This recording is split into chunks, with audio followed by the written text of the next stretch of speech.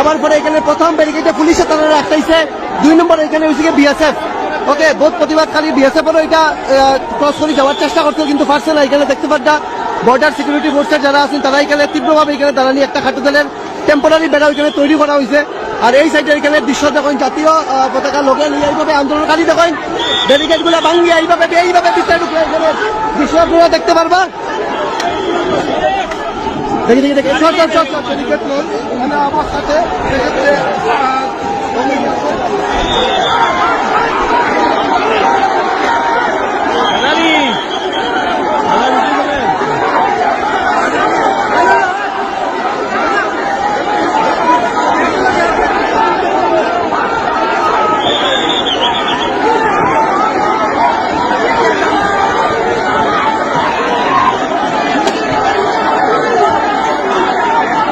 দেখতে পারবা হাজার হাজার